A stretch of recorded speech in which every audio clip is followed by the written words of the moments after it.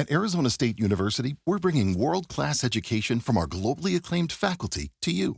Ranked #1 in innovation for 10 consecutive years and #2 among public universities for employability, ASU isn't just ahead of the curve, it's creating new paths to success.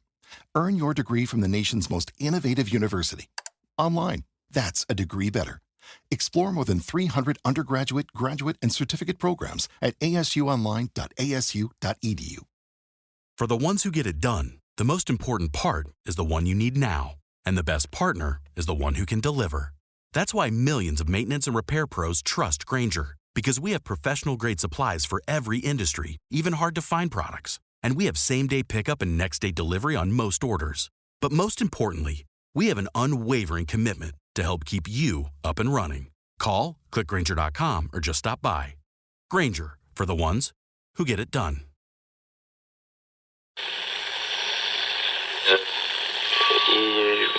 Empire.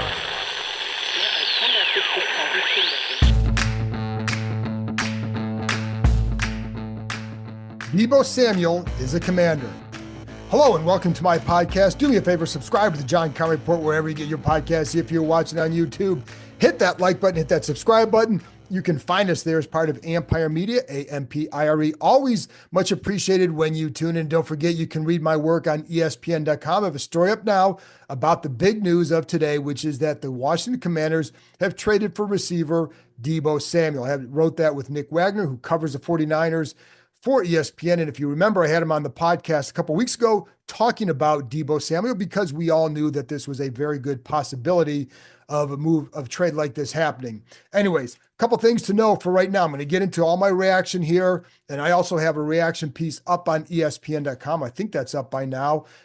Listen, folks, all this stuff was prepared before this move was made. So kind of had a feeling that this was going to happen. Anyway, so the deal is they sent a 5th-round pick to the 49ers for Samuel. They are picking up the last year of his deal, so it's $17.55 million. So that's where we're at. I don't know yet about an extension.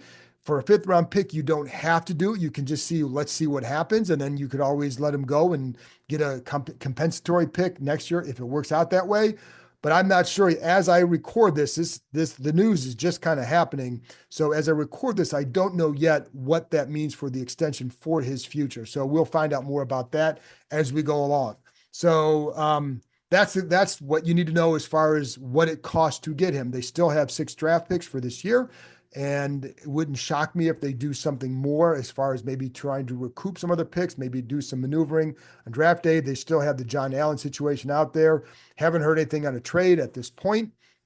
But there are other ways to recoup draft picks. You could even, listen, man, you could even move down from 29, move back several spots, still get a good player at that spot in the 2nd round and pick up a couple more picks if you wanted to make a move like that. So anyways, that's all down the road. What does Deebo Samuel mean to Washington? What does this mean for Washington? What are they getting? So a couple things. One, we all know that he was a great player several years ago. 2021, he was dominant. I think he had over 1,700 yards from scrimmage, was a key reason why the 49ers did very well that year, getting to the NFC Championship game. And he was a dominant player. Has not been that same kind of guy since. He is still a very good player, though. And the question, though, is he just turned 29. He's dealt with some injuries over the years. He hasn't missed a lot of games. If you look at his games played, so I think it's like a combined 9 in the last 4 years. But you just wonder with his physical style and then getting carries out of the backfield, routes as a receiver, et cetera, the physical toll, what does it take on him? Last year, he missed games because I think it was calf, wrist, oblique, and rib. So what kind of toll does that take on a player, and how will his game age? And I think that's, so I think that could speak to what they do in the future. But a couple things to know is, obviously, Adam Peters is very familiar with Deebo. He was in San Francisco when they drafted him in 2019 in the 2nd round.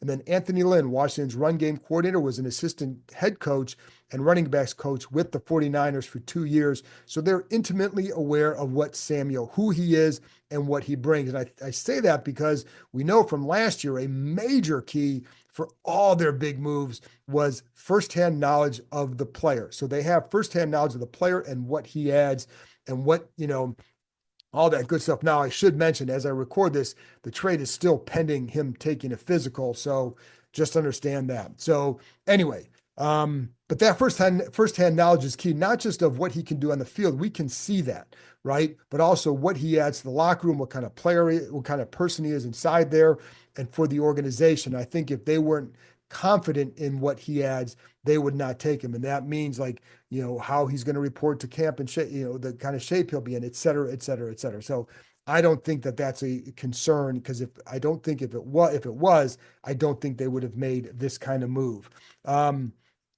What are they getting here with Deebo Samuel? How does this help Washington? Is this a good move? Well, I think, listen, Adam Peters swung for Marshawn Lattimore in the middle of the season, sending a couple picks to the Saints.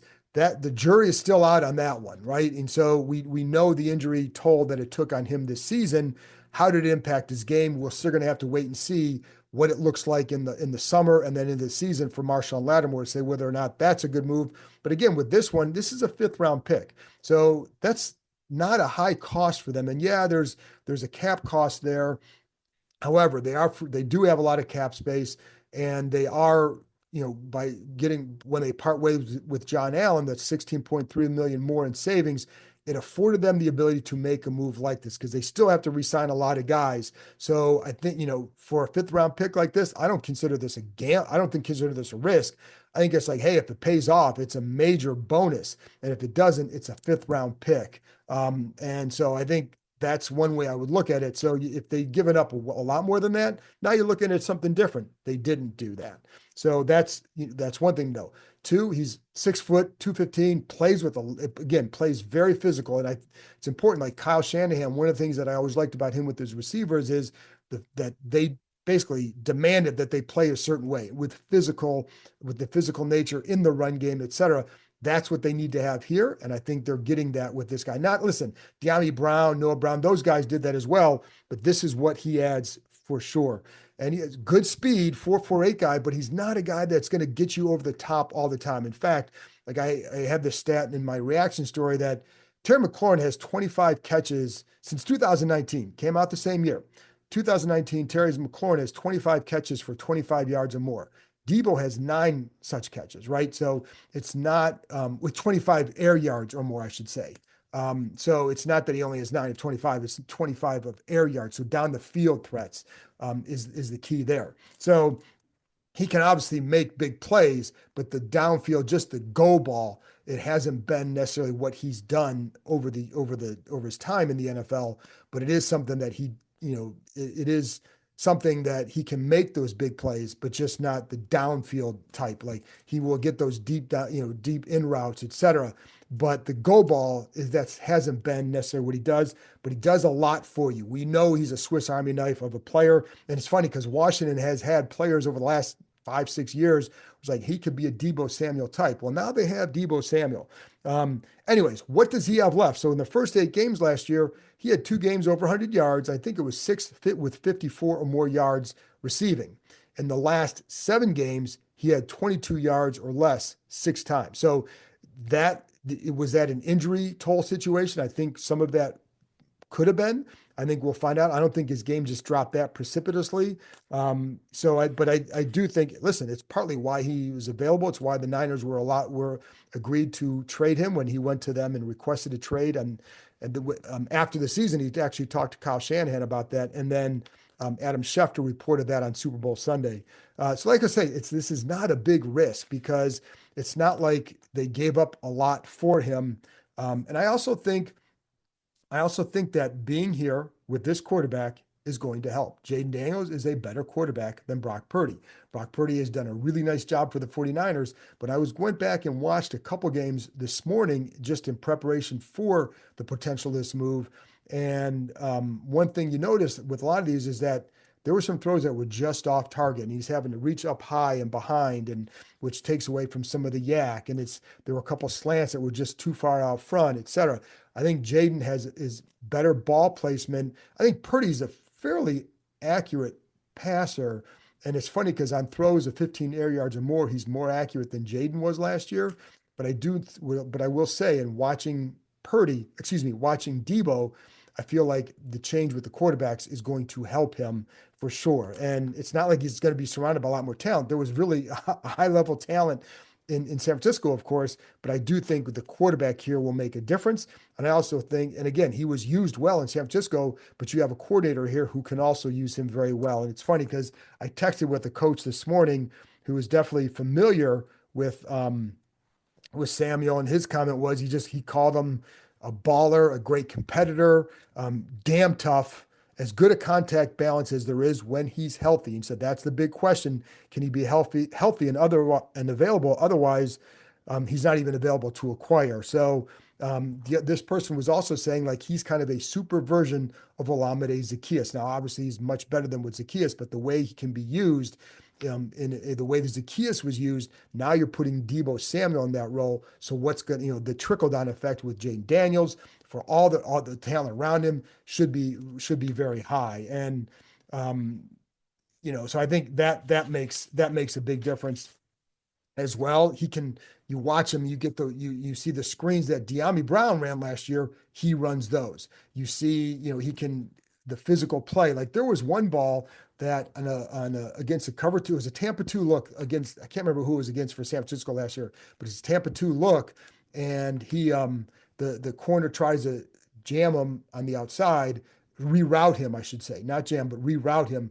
But because he's a stronger player, doesn't do anything to him, and Purdy's able to stick it in there. So that's just a little thing, but the ability to stay on track when someone's trying to jam you like that or reroute you is pretty good. So you see that. Then you see him lining up in the backfield, running routes. You see him obviously carrying the ball. Now his yards per carry were a lot less last year than typical when he's in that role. And he's only running 2 or 3 times a game on average.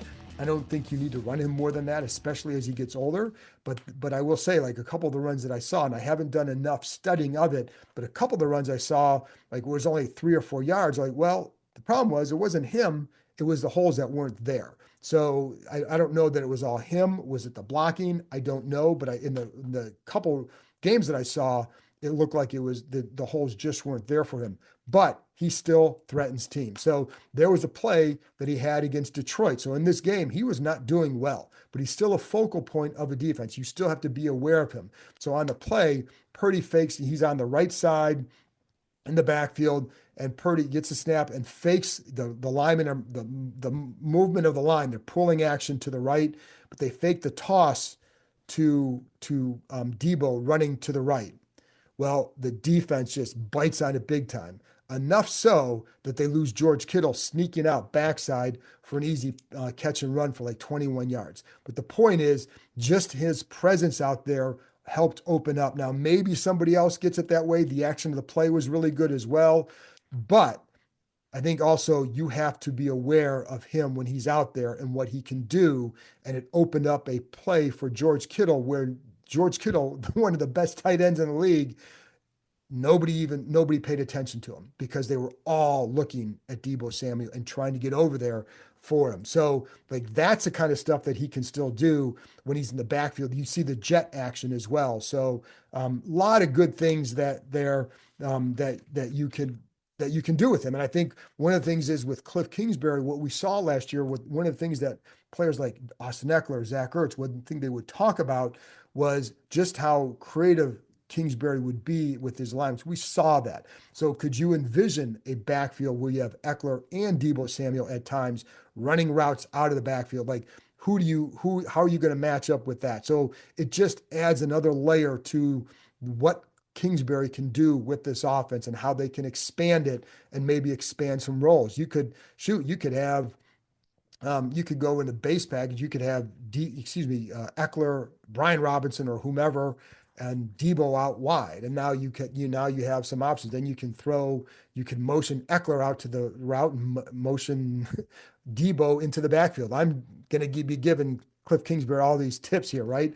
But it's just the bottom line is it opens up the possibilities for what you can do with this offense and to help the offense expand and Jaden Daniels expand. And it's funny because you hear, again, I've talked about this a lot, but you hear a lot about, well, teams are going to get, they're going to study Jaden Daniels. Well, this team is studying them as well. And Jaden Daniels is studying other teams, but they're also going to enhance the talent around him. And this is step one. I do think, they can't be done at receiver because they only have three guys now that I would say are locks for the roster, and McLaurin, Luke McCaffrey, and now Deebo Samuel. They still have to do things like they love Olamide Zaccheaus. I could see him back. De'Ami Brown's going to be interesting. Noah Brown, I can't imagine there's much of a market for him given his injury history and the kidney injury he's coming off of. And they do like him. I could see him coming back, see what he can do. But I still think you need to do more because you don't want to get a lot of guys you don't want to get too many guys who have an injury history. I mean, you could certainly look for the draft for that. We'll get to more of that as we move on as we move on in the off season here. But they did take a big step into trying to help this offense. Again, we'll see where it goes because I think Deebo's got to go out and show what he can still do. But you have to look at how he's going to be used and who was used in that role last year at times or in similar ways, and he's better. So this makes the offense better. And it's funny because, again, watching some of his action today, and he does get those tough catches. He will break some tackles. He averages 9.0 yards after the catch for his career. That's pretty damn good. So that what it also suggests is a lot of stuff underneath where he's able to get some extra yards after the catch. And that's what, that's going to help any offense as long as he stays healthy. That's going to be the key here. Got to stay healthy, but as long as he does, he's going to be a help. And then with McLaurin on the other side, you have another guy who plays tough as well and plays physical. When you get guys like that, like you watch the way the team responds to McLaurin when he gets going, I think you can see some of that with the receiver too. Like when you start adding tough physical guys, you become that kind of team, and it becomes infectious for the rest of the team, right? And so I think the more guys you get like that, the better off you are. And they can't be done. They've got more to do. They've got to, to me, offensively, still get a running back. Whether I would say in the draft for sure, because it's a good draft for that, and they are talking to guys at the combine, who are potential picks, who are running backs. You need to bolster the offensive line, whether it's just for depth, whether it's replacing a starter or two. Still got to do some stuff there. But this to me was a key start to get, to help boost the offense, which was 5th over in scoring and 7th in yards last year. So good start to the offseason to me for the Commanders. Curious to hear what you think. Again, for a 5th round pick, not a big risk here. So, but let me know what you think in the comments on YouTube or wherever. And there you go. I'll be back, I think, either on Monday or Tuesday with another podcast. I was going to do my 5 things I think for Monday, but we'll see what happens. If I have, this was going to be one of them I thought this was going to clearly be close to happening. Anyways, but I'll be back out with either Monday or Tuesday with another episode. And I'll have a couple more episodes for you next week as we get headed closer and closer to free agency and the start of the new league year, which is March 12th. That's when this trade becomes official. Anyway, folks, appreciate you tuning in, and bonus podcast, man. Enjoy it. Talk to you next time.